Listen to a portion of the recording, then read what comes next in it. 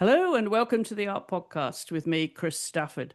Well, this week we are going to go to Florence for a change. Now, we've got someone joining us from Florence who's actually herself traveled a long way from near Melbourne, Australia. She's an export herself, just like me, and she now is residing in Florence and has, I think, had a wonderful, it sounds idyllic career. Hannah Sutton, welcome to the show.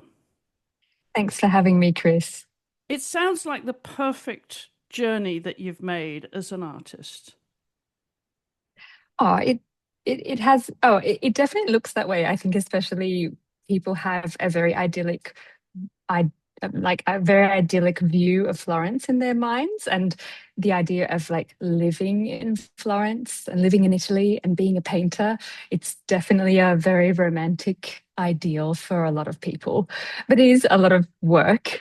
There's a lot of hard work that has come, that has been done to like get here for sure. But yeah, it's I cannot complain. I'm very grateful for the opportunity to be able to live here. It sounds like I say, the perfect situation for you. Do you feel you're where you need to be, want to be? This is that you've kind of arrived in terms of your career. Definitely, definitely feel that I have arrived and am settling into the work that I feel that I need to be making at this moment of my life. Yes. And like I said, you are a transplant, just like me. You've Yes. yeah, but you've gone along further. You come from near, I think, near Melbourne, just northwest of Melbourne, Yeah. not far out of Yes. Melbourne, is it? Or where you Yeah, grew up. in Australia, far is fairly relative. Like, it's about 250 kilometers from Melbourne, where I was born and raised on a farm, and then so fairly close. Melbourne was the nearest big city to our family farm, and then I lived in Melbourne for about 10 years. Oh, you did.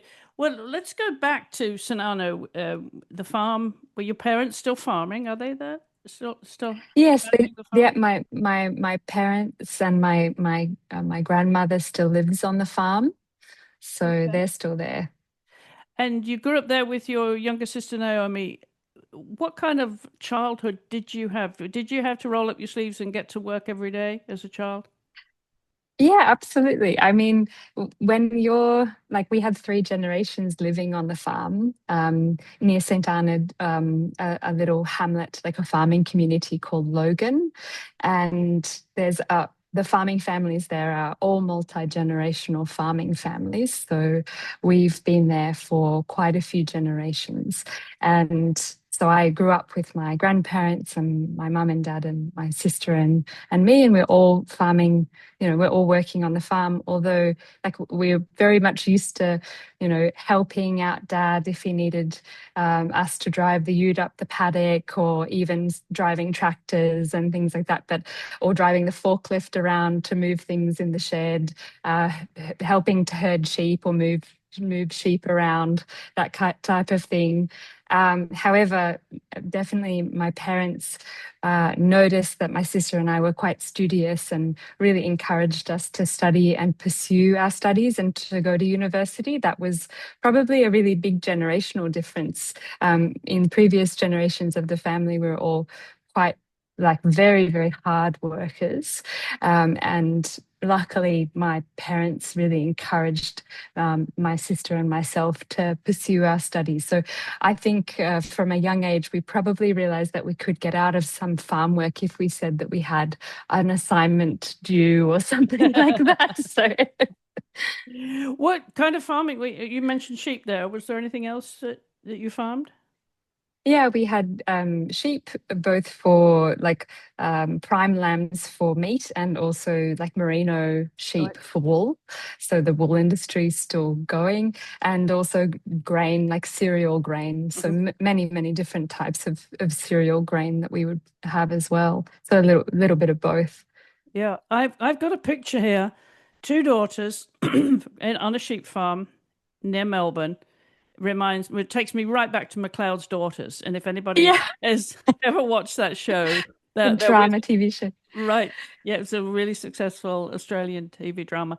McLeod's Door, Drovers was the farm, right? In McLeod's Door. Did you Yeah. watch it? Did you watch Drovers? It's so funny. I didn't I because when you grow up on a farm and everything is farming, you are not interested at all in other farming stories. I couldn't watch McLeod's Daughters because it's just too close to home. Right. It was funny because my cousins and who grew up in Geelong, like a nearby Mhm. city, and Swan Hill, they grew up in the city. They were much more enthusiastic about farming things than we were. My sister and I couldn't wait to go to the city and to embrace like other things that didn't have anything to do with farming. We were really interested in stuff like that because we were living on the farm. And so I was constantly dreaming when I was growing up about um, being an artist and doing something else. And it's funny how now I'm a really long way away from the farm.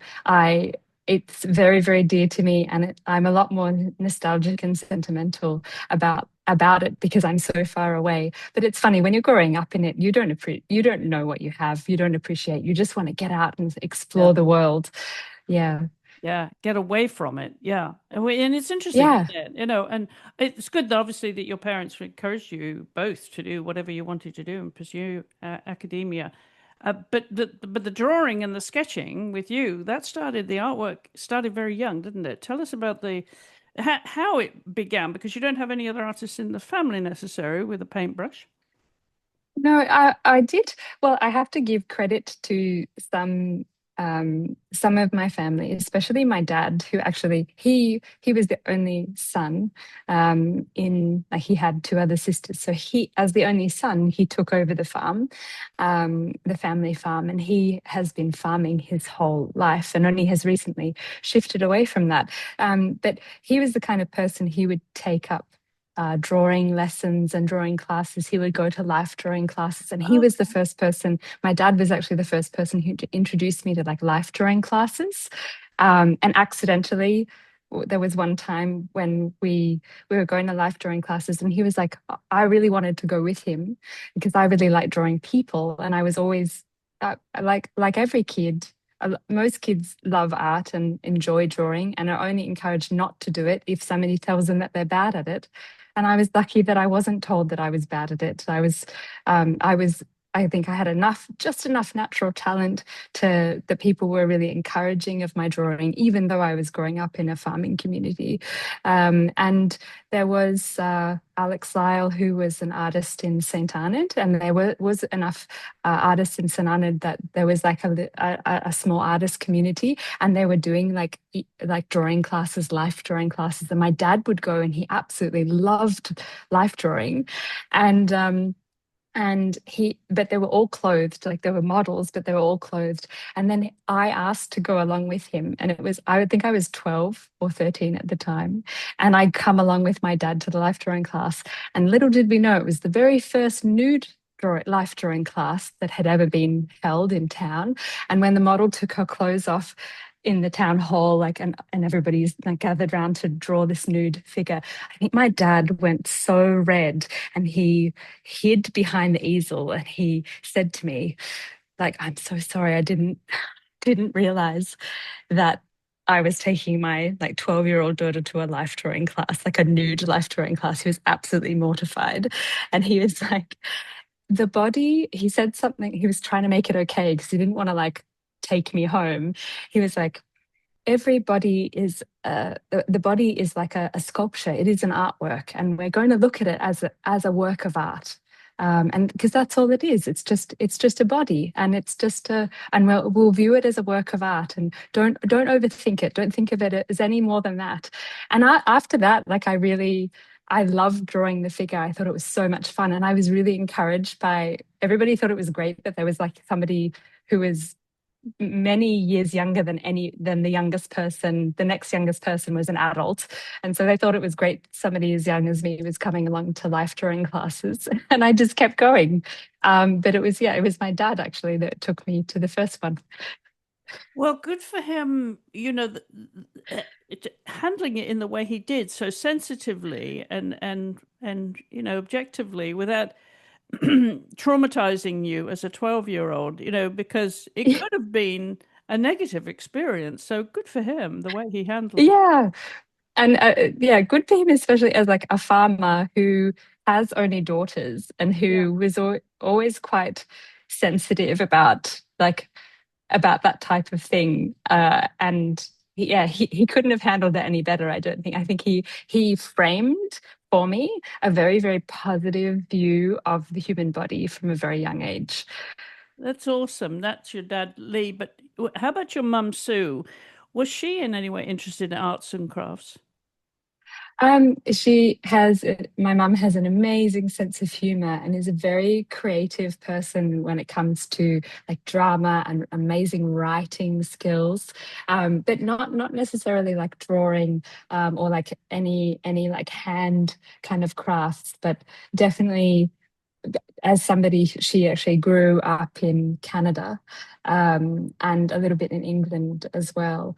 I have an English grandfather, and they traveled a lot. And so I think her view of the world, having come back to Australia as an adult and married a farmer and living on the farm, she definitely, instead of imbuing in me like an artist kind of mindset, she definitely gave me the spirit of adventure and like traveling the world, and that all of that was possible. So I think she helped in that way. What kind of things did you do with your mum?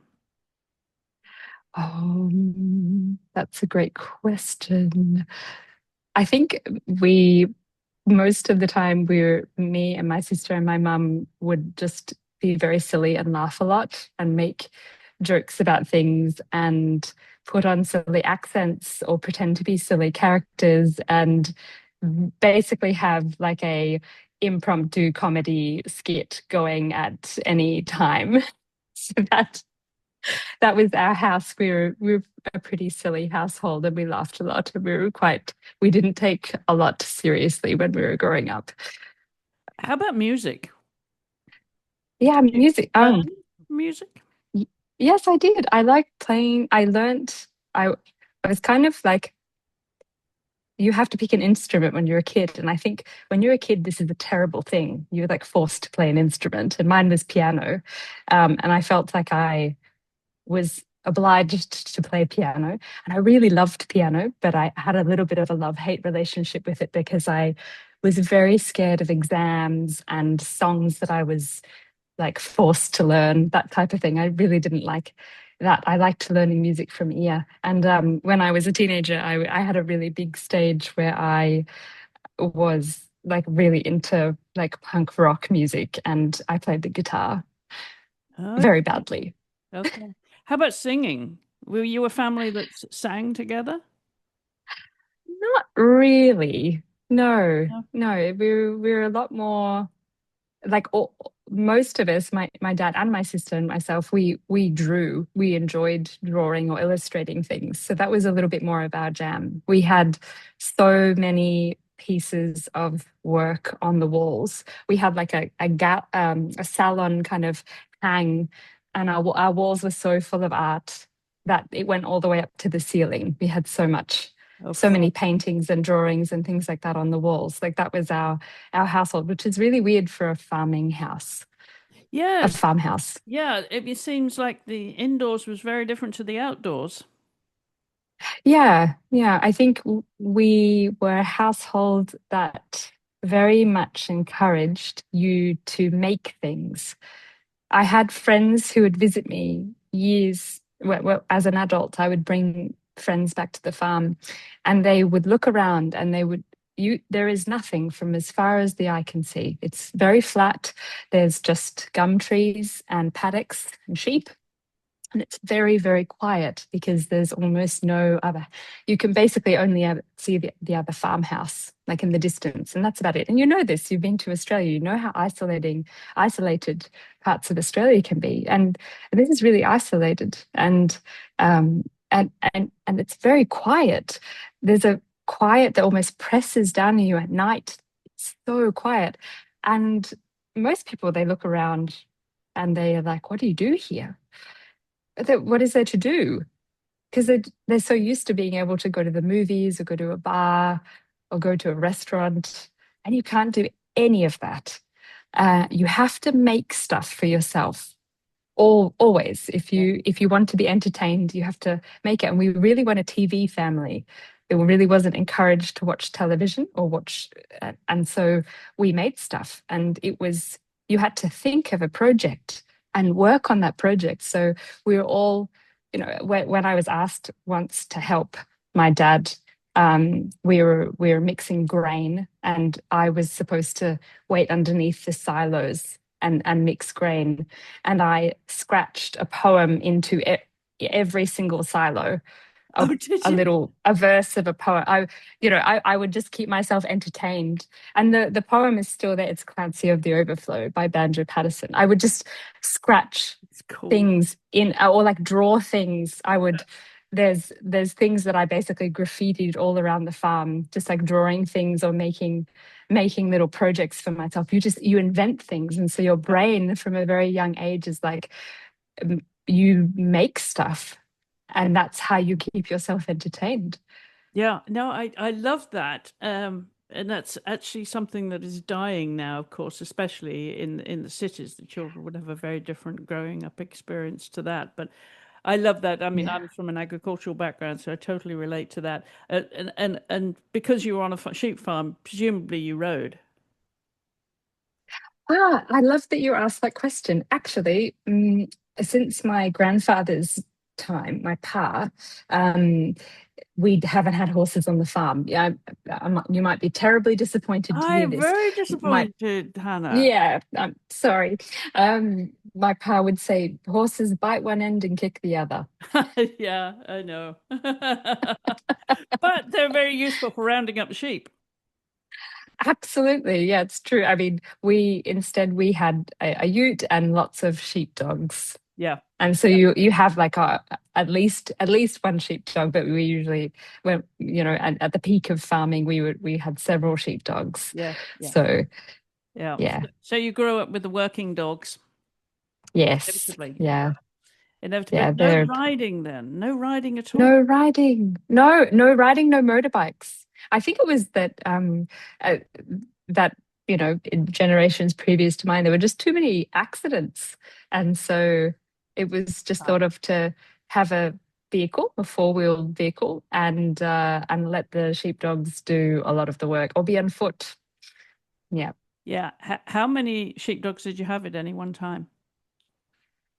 Well, my pa, is a really wonderful thing that my pa would do, is that he bred sheepdogs, and he realized how much my sister and I loved having puppies around and how happy we were. Honestly, some of the happiest memories of my life is holding a bundle of puppies.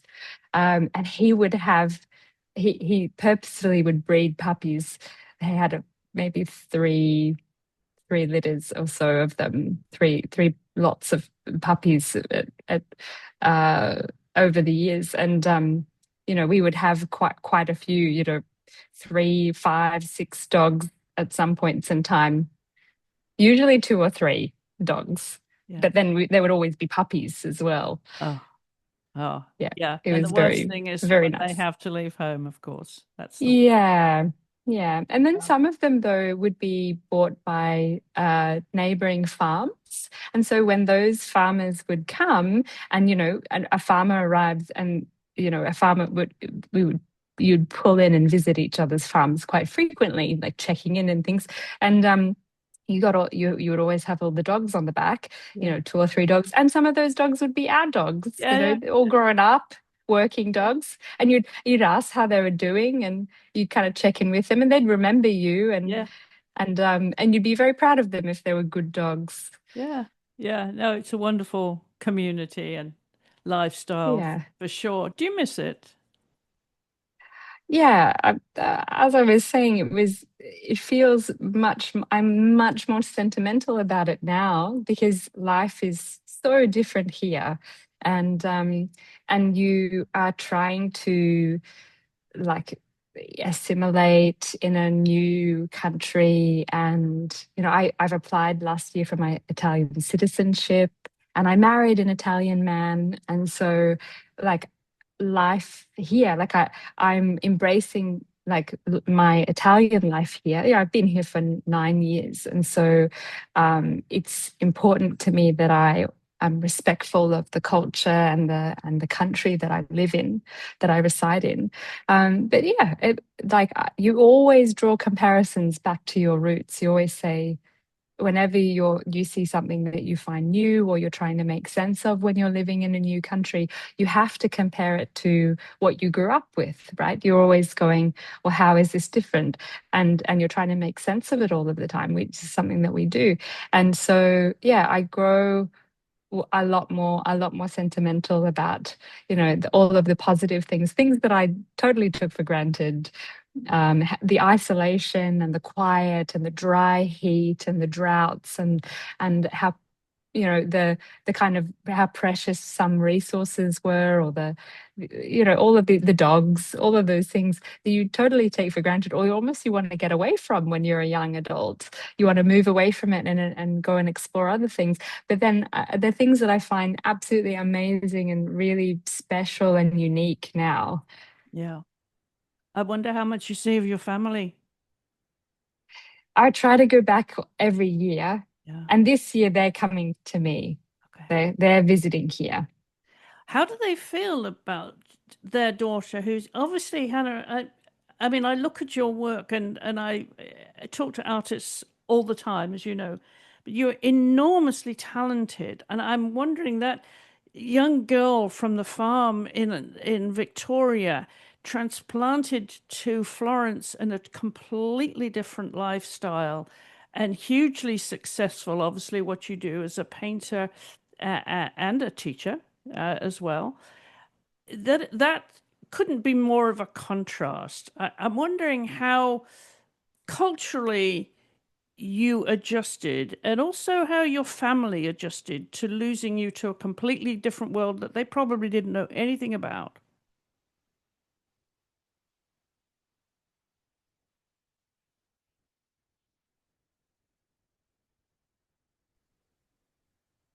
Hello. I'm Oh, still here. sorry. Yep. It just, you're halfway through your question. Well, I I was just saying that it's such a complete contrast. I'm wondering how culturally you adjusted, knowing that this is going to be the right move for you professionally to become the artist you have become and also the teacher.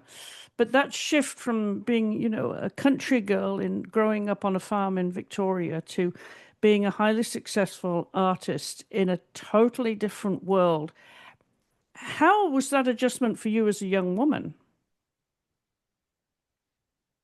I think luckily I moved at a time where I truly felt ready as a person, as a young adult, to move. Like I was really ready for change. And so I moved here when I was 27, and I had already studied and established myself in Melbourne, in the vocation that I had initially. I had another creative.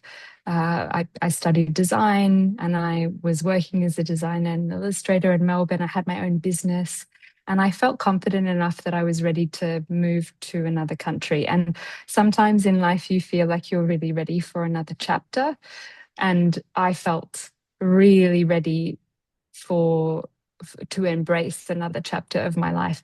And I had known about the Florence Academy of Art for many years when I was a very young adult, and I had wanted to go. And so I had set my sights on that for a long time and worked my way up towards it. So I felt so ready to be here, and mentally had been planning it and prepared to take the leap for quite a long time. It wasn't a sudden decision. And it was also, I felt that if I didn't try to make a big shift like that at this particular point in my life, then I was never going to make it. That I would easily, there's so many things in our adult life that tie us down. We can have family or children or a mortgage or a really intense career that we feel very stable in, and we don't want to shake that up. And I had a feeling that looking at the way that everybody else's lives moved, I was like, if I don't do it now in my late 20s, I probably won't do this at all. Or I'm going to need to wait until I'm, retired or something to make that move. So I made it, and I never ever had any second thoughts about it. I didn't look back. I was it felt ready. And as soon as I got here, I made myself home.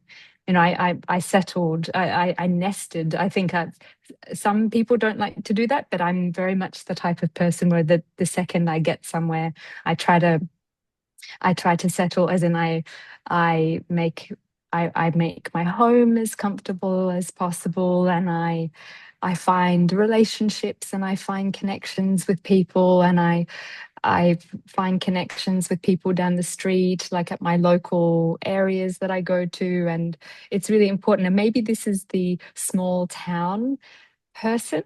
Like, I'm not a city person, I'm a little country town person, and I still behave that way. And I try to make a little community as much as possible, like knowing your neighbors and things like that. And I think that makes a big difference. And it really makes a difference to how people behave around you and how comfortable or connected you feel in wherever you are in the world.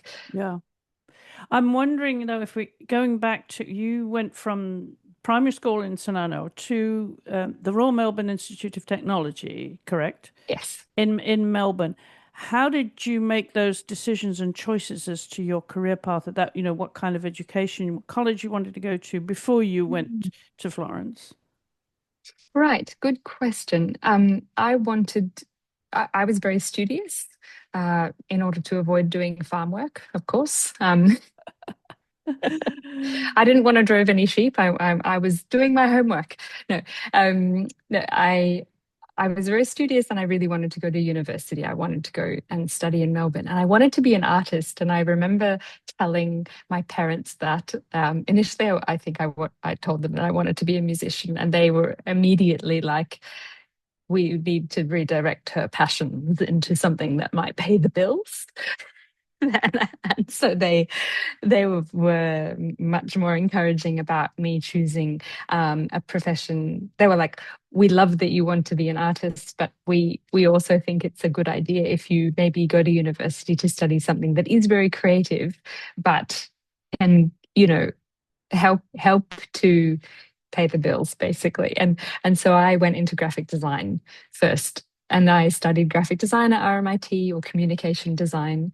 And then I spent, when I graduated, I not only had my own client base, but I worked at a place called Graphico, which is a graphic design studio in Melbourne, and they were wonderful. And then eventually I made my own. I set up my own little business and had my own client base, practically in order to save more money to get to the Florence Academy of Art. But yeah, I kind of was driven into that particular profession because I was encouraged to do something that was a little bit more secure and stable as far as a vocation was concerned. And that for me was fine. I enjoyed the challenge of trying to get into RMIT because it was a very competitive university program at the time, and had a very competitive it was a portfolio application, so you had to have a really strong portfolio to get in, and I was obsessed with that at the time. So that was a total dream come true, and I absolutely loved being a designer. And I loved being in the big city, and I thought that was really exciting, and it was a whole new world. And I was like a country girl, a farm girl from a little from the middle of nowhere, and I absolutely loved suddenly finding myself in the middle of this big city. I thought it was such an adventure. And yeah, I just like didn't, I was very naive. I didn't know anything about how to catch a tram or take the train or anything like that. I had no idea how anything worked. And I had to figure it out by making pretty spectacular mistakes, you know, but like, yeah, just it was great. But yeah, it was I found it really exciting, and then yeah, I did design, and then after a few years working as a graphic designer, I met somebody who'd come back from the Florence Academy of Art, and he was an artist named Richard Payne. He lives in Daylesford now. He's an artist who's still practicing, doing a little bit more abstract work now. But he was just drawing, did the drawing program, and he had come back, and I met him because I was friends with his son, and we were at a barbecue at their house, and he was showing everybody his drawings, his master copies that he was making. And when I saw that work, and I was, working as a graphic designer and kind of wasn't doing as much art as I really wanted to be doing, and felt like that was part of my life that I had put on the back burner, and was a little bit disappointed with myself for not really making as much art as I wanted to be making. And then when I saw Richard Payne's master copy drawings that he had done at the Florence Academy, I it was like an invitation from the universe. They were the most beautiful drawings I had ever seen. I got goosebumps looking at them. It was like chills. It was a really like incredibly physical experience where I looking at this work, and I thought, okay, I have to, this is a pivotal moment. I'm being called. I absolutely have to do exactly that. That is exactly what I need to be doing with my life. And basically made a promise from that moment that I would do whatever it took to until I got there, and did exactly that. So I was So very inspired by him. that was the catalyst then. Yeah. Yeah, yeah, it was. And how did you So make it that happen? um I was very embarrassed about it at first, because I didn't want to. I basically quietly told him, like, I also would very much like to go to the academy, and I think it's really, really great. And would you maybe teach me something about what you learnt there? And so he lived in Daylesford and I lived in Melbourne. And so he was like, sure, come over to the studio and I'll teach you some things about drawing that I learnt. And I would go there on weekends, and I was working as a graphic designer. So I would drive all the way to Daylesford on the weekends, and we would do like life drawing classes. He would teach me life drawing. He would teach me some of the techniques that he learned when he was there. And he was always like, I'm going to be very, very strict with you on this, because the academy is incredibly strict, and it's very, very competitive, and it's very, very serious. And I'm not going to, if you want that experience, then I'm not going to let up on you. But he was so kind and so nice the entire time. We had a great fun drawing together. And I would have to, there's so few life drawing models available that I would have to find somebody to model for us, drive them all the way from Melbourne. They would come with me and we would draw together. And that's how I started to learn. And it took me 5 years to save the money and to put together my portfolio to be accepted into the academy. Well, that must have been like a very disciplined time, but ambition driven. Yeah. I mean, yes, definitely. But I think when you really, really want something, when you're like, I absolutely must have this thing. I know that there's no other excuse. Like you just start you start doing it. Like I would prefer, I know plenty of my friends, they'd do really fun things over the weekend. They'd do all sorts of amazing and really fun things. And I was going to Daylesford and like drawing for the weekend. And that was the thing that I did. And in the meantime, I was like working around the clock, because as a 20-something-year-old, you don't necessarily know how to you don't necessarily value your time that much. And being a farm girl, I was just like, well, I'm just going to work my butt off. And so I worked the rest of the time like a crazy person to How did you to save up. know? I mean, obviously, saving up your as well by working as hard as you did, and you get to a point where you were financially ready to move, but also with your artwork. At what point did you think your portfolio was like, okay, this is ready? Were you told, did he tell you, oh, this is good enough now, you could submit this? Not really. I think I was just keeping an eye on the applications and things, and I thought, oh, the applications are open now, and they're going to close at a certain point, and I think I should do it. Like it just reached a threshold where I thought, okay, I'm going to be ready. And I remember having a panic attack when I submitted my application because I was very, very afraid that I wasn't good enough and my portfolio wasn't strong enough to get in because I knew how competitive it was. And so this I pressed submit and then like curled up into a ball on the floor in my apartment, being like, I've made a terrible mistake. I've just thrown years of drawing down the drain because they're not going to accept what I have made. Um, and they did, and it was fine. But there was definitely there was a feeling that I wasn't ready because when you have that much of a build up, like a 5 year build up, you kind of get settled into this frame of mind that you're like it's still in the future and you're not going to be ready yet. And then yeah, the lead up is too slow. Yeah, I can Yeah. imagine. But tell me the story of when you did get accepted and how it came to you. Was it email? It was an email, yeah. I wish it was like Harry Potter and an owl delivered it through, my window, my fireplace. That would have been awesome. Um, but yeah, I got an email that said that I was accepted, and I think, yeah, just this tremendous feeling of relief and thanks to the universe for accepting it, and that all of that work was worth it. But then like I hadn't really done I hadn't actually done anything yet. I hadn't made anything. Like the work was just about to begin. So I had to like pack up my life in Australia. I sold most of my possessions, my car, everything, and then I left for Florence.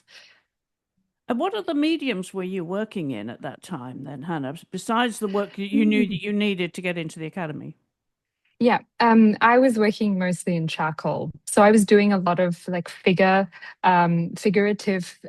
drawings in charcoal. That was my thing specifically. And I had I was making and selling work in charcoal that it was like figures or nudes or like draped figures in charcoal. So I was really comfortable in the charcoal medium, really comfortable drawing. But I hadn't really painted in oils until I actually came and was trained, which was probably for the best. But I was actually taking quite a big leap of faith, um, signing up to and spending my life savings on a painting program, having only drawn. Right. That, yeah, a big change there. Lots of changes all happening at once. And now, I'm guessing mostly is it exclusively oils? Yeah, I mean, I still everything you can see because I'm in my studio at the moment. Everything you can see here is painted in oils, either on linen or on wood panel. But I also still draw. I mean, drawing very much being a classical realist painter, drawing is the foundation of everything. So I still draw in pencil and in charcoal. Do you pinch yourself when you say, I'm a classical realist painter and I'm at the Florence Academy of Art? Is that still a pinch me moment, Hannah? Yeah, totally, absolutely. Yeah, sometimes it's like, oh, you can't say that. I think maybe this is like something that you do as a woman, that you're like you shouldn't be allowed to say that sometimes, or it seems a little bit too much to say. But no, I own that now. I have it has been a huge amount of work and a very long time coming. So yeah, it is still though an out of body experience sometimes to say, yes, now I am a classical realist painter. And you must be obviously on a different level of confidence to what you were, 9 years ago when you arrived in Florence. When you go to work every day teaching, obviously you totally own and who you've become and how what you've achieved as an artist as well. But in terms of women artists, because we know what it looked like historically, and compared to men. And one of the reasons I do the show, the main reason I do the show, is to elevate women artists because we know that they have not been elevated in the way that men have historically. I'm wondering if you have a sense, whilst you're at the academy, in the one of the most famous art academies in the world, you have a sense of your place in history now and what you can achieve as a mentor for other women artists as well. Do you have a sense of your position and the importance of your role there now, because you're so accomplished and you've achieved so much yourself, but you're also giving back to the community of women artists particularly? Well, I have to say first, thank you for the work that you're doing in making sure that you put a spotlight on women artists. I think that what I'm seeing is that this type of shift, with more women artists or women artists becoming more prevalent in the world, in the art world, was inevitable because women are incredibly creative and and love learning and love teaching. And so being they're very nurturing, they're very enthusiastic about learning. And so I think that now we have more of an even the most even playing field that there ever has been in this particular moment in history, that we're actually seeing more women being being painters and sculptors and also instructors and going straight for getting the highest possible level of training. And most of the time, the people who come through the academy is that we have a much higher percentage of women coming to train, and that all of the people who come to train here are adults, and they are either professional artists or they have or they are coming back to retrain, or improve their skills, and most of them are practicing artists, and they're overwhelmingly women. So this is, I think, if you allow everybody, or if you allow as many people as possible, and especially with who have the privilege to be able to come to a place like Italy, of course, and they have the financial ability to be able to come and to receive training abroad, then yeah, there are so many women who are wanting to take that up. And so I think I'm lucky to be born at the time that I was. I look at, let's say, some of if I specifically look at Australia, and I think about the Australian artists in the 19th century, the late 1890s, let's say, when Australian Impressionism, like Australian, Australian art was really on the up and up and starting to get a lot of international attention. That there are a lot of women painters who are working really, really, really hard and never received the same kind of attention that their male counterparts ever did, even though the quality of their work was incredible, and that they still got commissions, and they were incredibly active in their communities and things like that. But they could only go so far because society wouldn't actually allow them to. And I'm just in an incredible position of privilege where, though I have worked for it, that I'm actually at a moment in history where I'm actually able to go as far as I want to go, off my own merit, and I can work towards that goal if I want it. So I can't say that, oh, I'm just really special because I'm just born at a lucky time. I wasn't born in the 1890s. I'm wondering which artists, when you were younger then, at the beginning of all this and getting inspired to have a career as an artist and not just a graphic artist, who were the artists that were inspiring you? Whose work did you admire? So I have to say, I know a lot of people, I meet a lot of people who have an incredible art education or have an incredible like education when it comes to art history from a young age. I wasn't really so, I wasn't really introduced into museums and art museums and things like that. It wasn't, I knew we would maybe go and see the Archibald Prize, the very big portrait painting prize that's on in Australia, that's still running in Australia over 100 years. But we really didn't go to the museums. Instead, the art that I was exposed to was some Australian Impressionist painters, because they have a very special place. Australian Impressionism has a very special place in the hearts of the farming communities in Australia. And so every farm, just about, I could bet money that any farmhouse that you walk into in country Australia has a print of an Australian Impressionist on their wall. It's usually one of two paintings, Down on His Luck, which shows a swagman like looking at a fire alone in the bush, in the Australian bush, or it might be Shearing the Rams by Tom Roberts, another Australian painter, and just a shearing picture, like a beautiful Yeah, picture of shearers shearing the sheep yeah, in an old shearing shed in the 1800s. yeah. And those two pictures just captured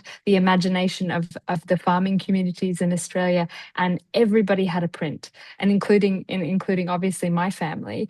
And it was those pictures that were in my head, is like, when I was growing up, they were like the best painters ever, and they were the best paintings that could ever be. And they were really good paintings. I still Mm. look at them and I'm amazed by them. They're beautiful. At what point did you develop your own style then, when you did switch to oils? I mean, the training program at the Florence Academy of Art is very rigorous, and it teaches you the fundamentals of drawing and painting as a craft skill. So you're learning and all of the a very well-established toolkit of how to draw and paint in a classical style, in a classical way, and you're learning like the correct techniques, how to correctly use paint, like how much paint to use, how much medium to mix into the oil paint, or how to grind your own paint and prepare your own materials. And all of that gives you like a baseline for how to work with the medium correctly. Yeah. On top of that, if you're just chasing the right, like objectively right thing to be doing when it comes to the drawing or when it comes to the painting, I think your natural style emerges, because we all just have, like handwriting, we all just have a natural way of making a mark, and we can't help it, and that just ends up being your style. Yeah. It just, how you hold the brush, how you put the mark down, you actually can't help it. It was never intentionally developed. It was just having a really thorough training of how to use the materials, and then it comes out all by itself. And that happened, like I would say, in my third year. It really felt like that had started to come out. And then now I'm working on subject matter of my own choosing and making works of my own choosing, and exploring ways to describe nature in paint. Mm. It comes out even more. Do you paint Australian landscapes at all? Do you ever have that image in your mind of, sheep shearing in the barn Yeah. and think, I need to create one of those and send it back home? Yeah. Yeah, totally. I actually just finished a commission where somebody asked me to make a painting of the neighboring farm. Uh-huh. And so our neighbors, who are also farmers, and I made a big painting of the farmstead of our next door neighbors, and it was a really beautiful idea. Nathan Grigg, he wanted to propose to one of the farmer's daughters on that farm, Oh, the Coombs's farm. And he really wanted to ask for her hand, but he knew she wanted to choose her ring. So he thought, I'm going to get a painting made of her favorite place in the world. And so he asked me to, having known the farm very well, he asked me to make a painting of it. And that was really special. And that was actually the first time that I'd made a major painting of Australia, specifically of the land.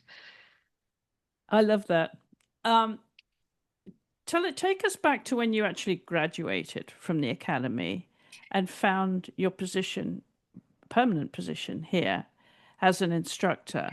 Was this something that you think as you were going through the academy as a student, thinking maybe I could, get a job here and stay here forever? Just maybe. Yeah, maybe. Yeah.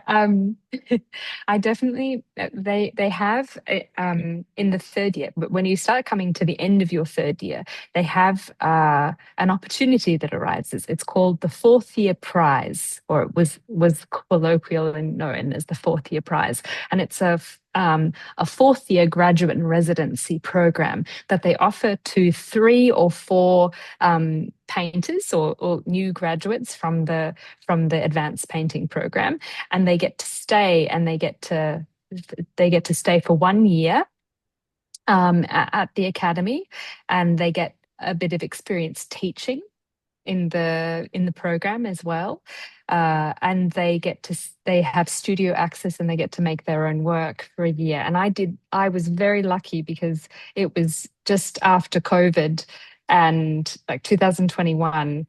And I was very, very lucky that actually a lot of people were like, I really just want to go home. This has been a really hard, they weren't allowed to go home, or yeah, I won't go into that. We were all locked down for a very long time, and a lot of people wanted to go home, but I really wanted to stay because I had met the love of my life, my husband, my now husband Alessandro, and he was here, and he's from Florence, and we were living together, and we definitely wanted to stay. And I thought, what there would be no two better things in this world than to be able to stay with him and to be able to work at this place that I love so much.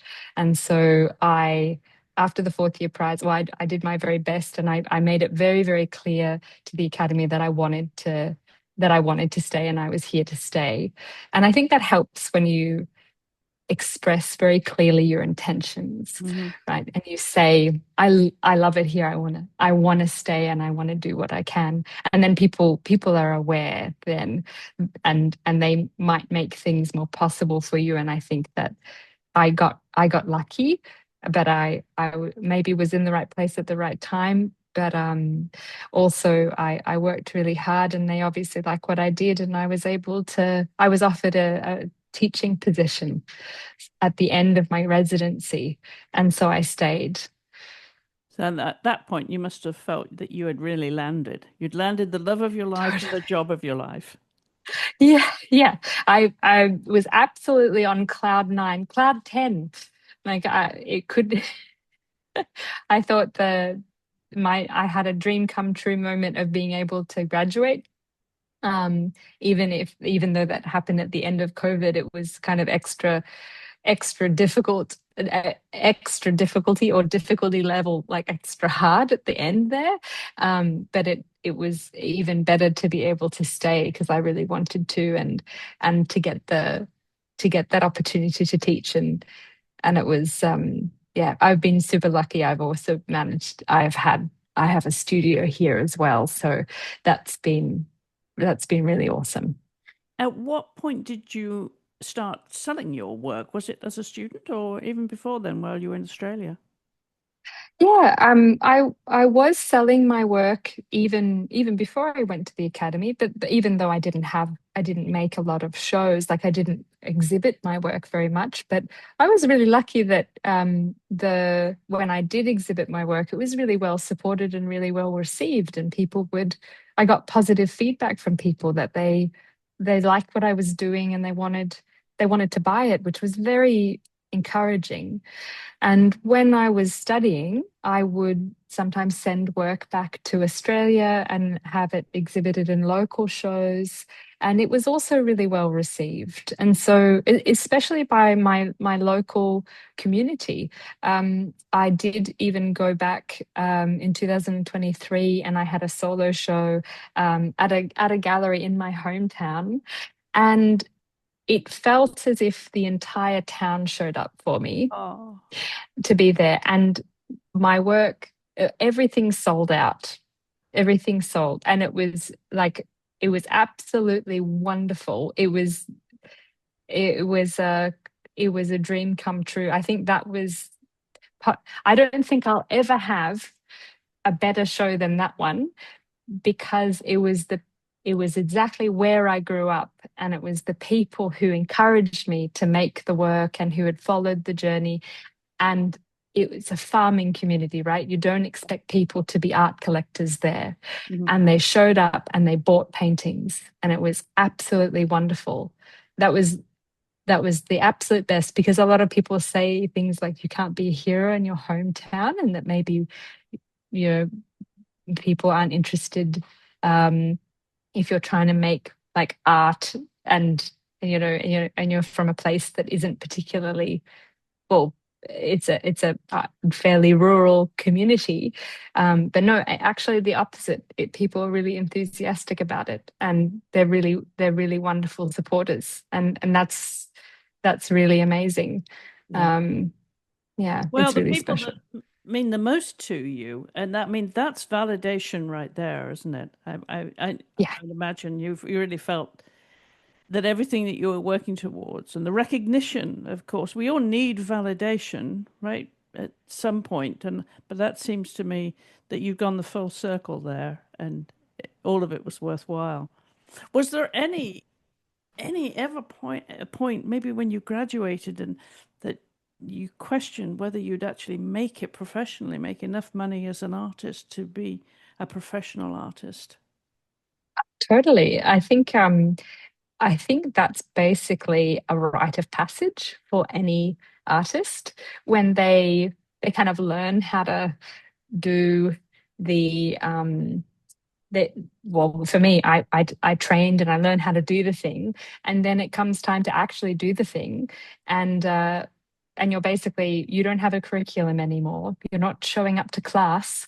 You have to show up to your studio, and you have to make work, and you have to decide what that work is going to be. And it's up to you to decide what it is. It's up to you to decide when you exhibit and where you exhibit and how much you sell it for. And nobody's telling you what to do. You don't have any deadlines. If you don't make it, nobody knocks on your studio door and is like, hey, that exhibition, where is it? Like, people at the for the first years, nobody's putting pressure on you to do that. And also you're kind of terrified because you don't know how to use your voice yet. You haven't been really practicing how to use it, other than for projects that are part of a school curriculum. Um, and yeah, I just, I tried to continue to paint and make make some work, and a lot of that work just looked like, some of it was experimental, and so I was just trying things out Mm. and making, like, taking risks and making kind of paintings that uh were not, they weren't necessarily always good. Some of them kind of failed, and I was like, okay, I'm going to put that in the cupboard and I'll never show anybody ever. And you have this kind of vicious, like a voice in the back of your head going, oh, this is no good, you probably shouldn't, you should stop making that, or you should definitely make something a little bit better than that.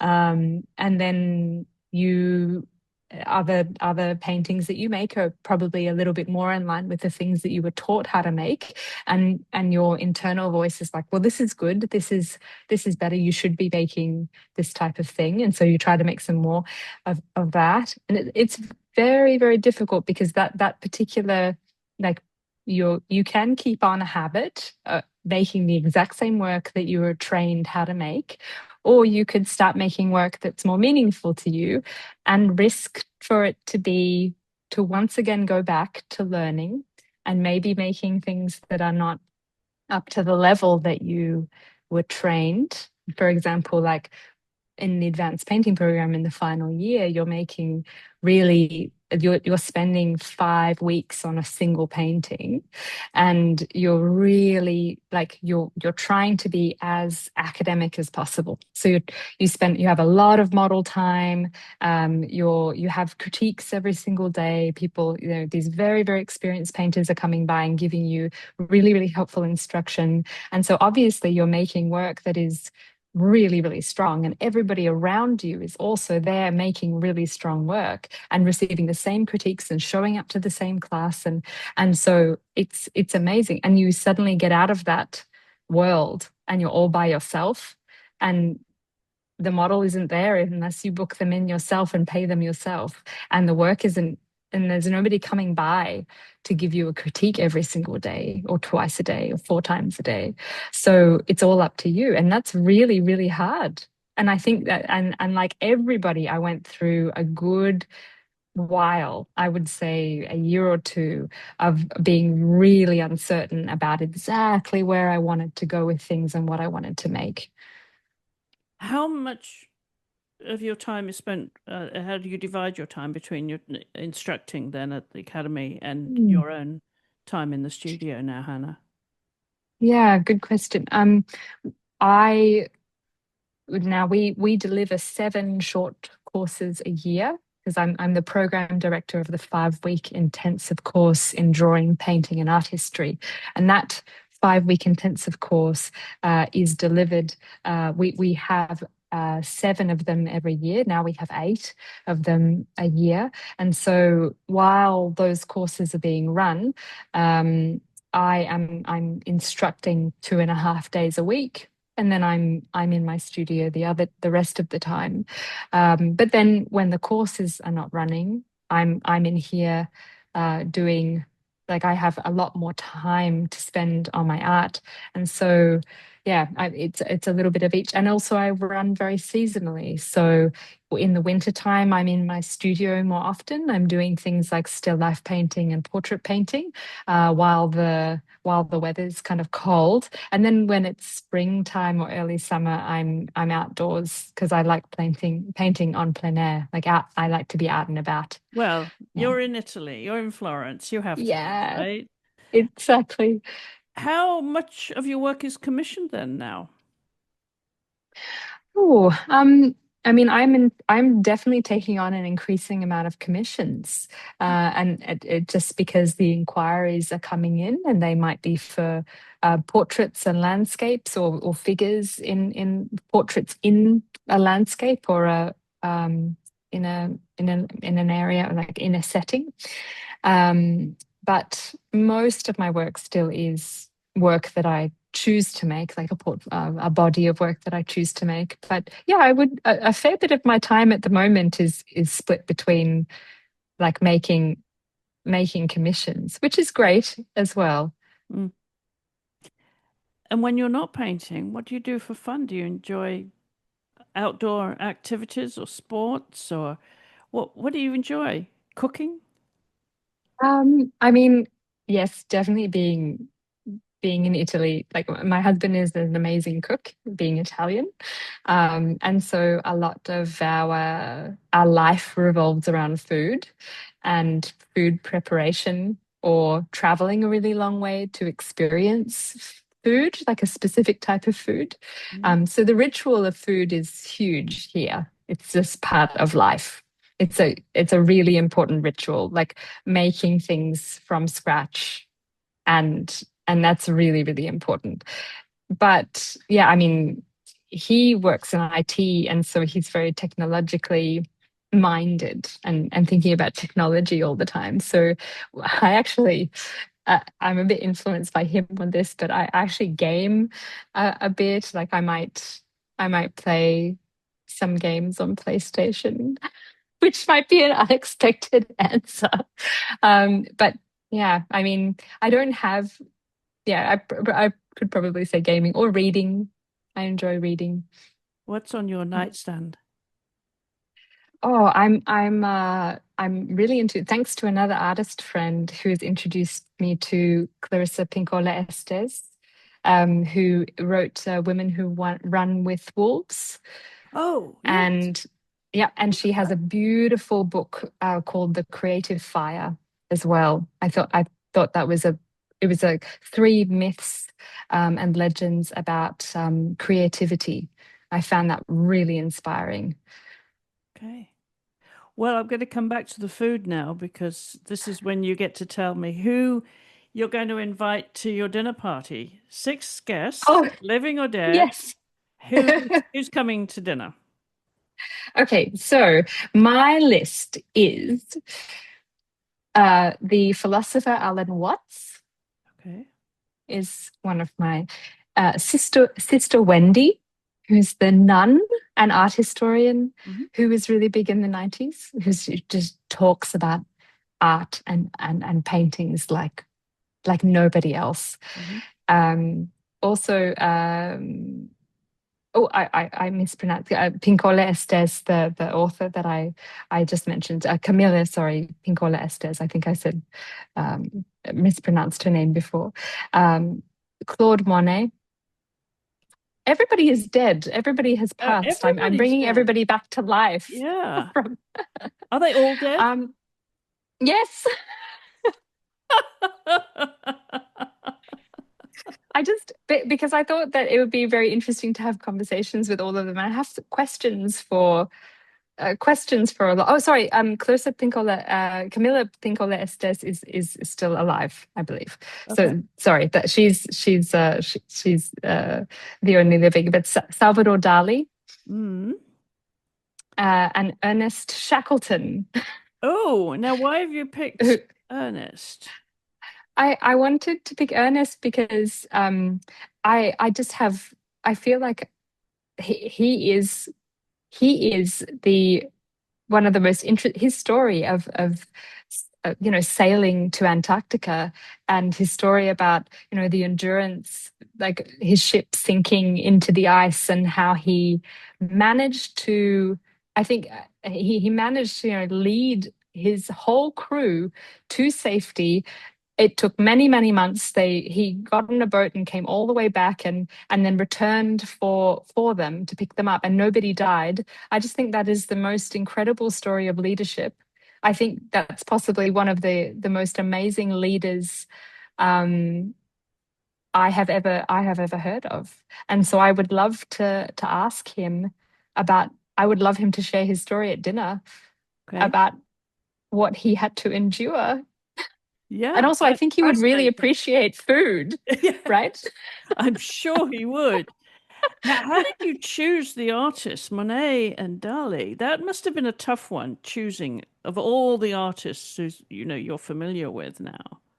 Yeah, I think Salvador Dali because he even though he's certainly not in my circle of art, like he's not somebody that we talk about here at the academy because we talk about academic painters and draftsmen.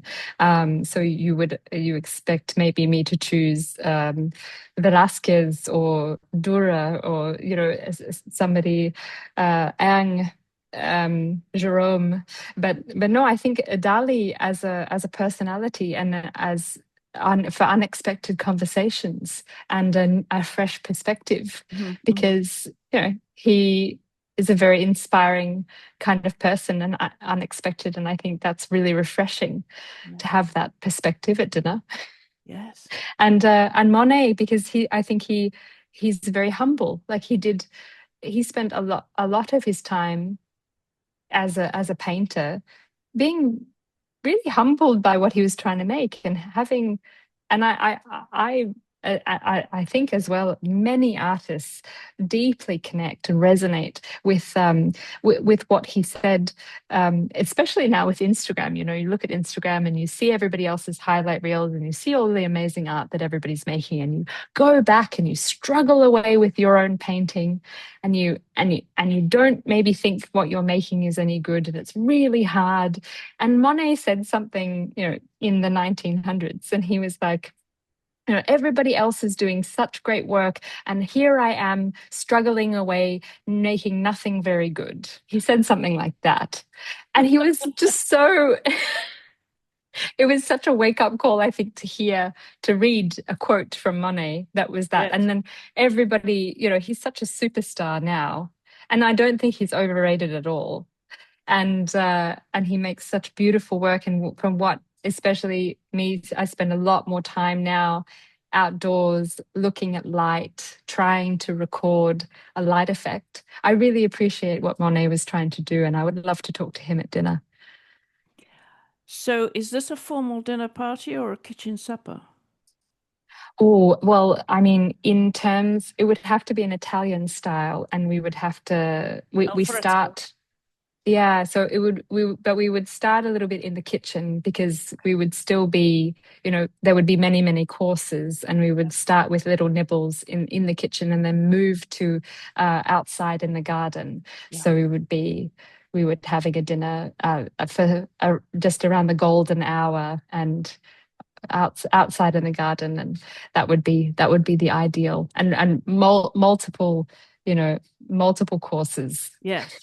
How many is the most you've had? I think I had 13 once. Was it more than 13 in Italy? I had 13. I think Outrageous. that was the most I had. Like, yeah. It went on Usually, all afternoon. It started as lunch and ended as dinner, but it was, 13 courses. that's Yeah. impressive. I don't think, I mean, I had many multiple courses at like a wedding before, Uh-huh. but usually it's my swatchera, my mother-in-law's Sunday lunches are so fantastic and abundant, and you know it starts off with like nibbles and wine in the kitchen while she's finishing preparing, and then you have like at least a couple of hours of lunch, and Right. only Yeah. four, I would say four courses, but it's like really, really paced out, and everything is, there's like multiple things to choose from in every single course. And then it ends with, you know, the grappa at the end, and the it's a really special experience. You feel, you leave feeling like you will never need to eat again. I know that feeling. Um, I'm wondering what you're going to feed them, though. If you and Alexandra can cook for them, are you going to do everything? Are you going to prepare the whole meal? Oh, And yeah, 100%. I yeah. would probably put most of it on my husband. I get too stressed, Okay. Alessandra, because I get too stressed out trying to be hostess and to cook at the same time. So I think most things would need to be prepared in advance. But yeah, it would definitely involve some of our homemade pasta. And then because we live out in the countryside, we live just outside of Florence, and we have an olive grove, and a hunter will come and he will often shoot a wild boar. We often have cinghiale, the wild boar, and we make a really beautiful ragu. So homemade tagliatelle with ragu, with wild boar ragu would be a choice. Can I come after dinner and just eat what's left over in the kitchen without anybody noticing? Oh, I should have. Well, why didn't I list you on there, Chris? No, That no, would no, have been a no, no, great no. idea, I wouldn't don't it? need I to should take a have. place at the table. I'm quite happy coming into the kitchen after they've left. 100. Well, if I can have a seventh person, it's. Well, that sounds a wonderful, wonderful dinner party, Hannah. Tell us before you go now what you're looking forward to this year and where your work is being exhibited if anybody wants to find it, not just on your website, but if they are in Italy. Okay. So Well, for now, we're just finishing up today an exhibition at the Florence Academy of Art. But actually, look out for I am releasing an online catalogue at the end of the month. So if you are interested in seeing a collection of my work, then you can find that on my website, hannahsutton.art, and that will be available. Perfect. And Yeah. how else can they find you on social media? Just remind everybody. Yeah, so I'm most active on Instagram. So you can find me at Hannah Sutton. And I'm also on Facebook at Hannah Sutton Art. Perfect. Hannah, I'll let you get back to your studio work. And I know we're recording in your afternoon there in Florence. Do you work Yeah, late? Or does your hours vary? Is your husband used to you coming home at all hours? I have to be home for dinner. That's Oh, okay. important. The ritual of dinner time. Okay. That's very important. Yeah, I should have known that. But Yeah. and it also works out fine because I work completely under natural light. So I'm like all of the light coming in here that you can see is all coming in from a skylight. So as soon as the light starts to go down, then I'm pack up for the day because I just work under the sun. I love that. Hannah, Yeah. thank you so much for sharing your story with us here on the show. It's been a joy to get to know you, and I can still see that little girl that drove us, rounding up the sheep, all the way from Melbourne to Florence. You obviously made a wonderful career and extremely successful. So long may it continue. Good luck with everything you're doing, and thank you again for taking time to come on the show. It has been delightful, Chris. Thank you for having me. Well, that's it for this week. Do join us again in 2 weeks' time. In the meanwhile, look for us online at hollowellstudios.com and also where you'll find all the podcasts. And you can also find us on any podcast app. And if you want to watch the show, of course, if you're listening on your podcast app, don't forget to hop over to Women Uncensored on YouTube, where all our shows are in one channel.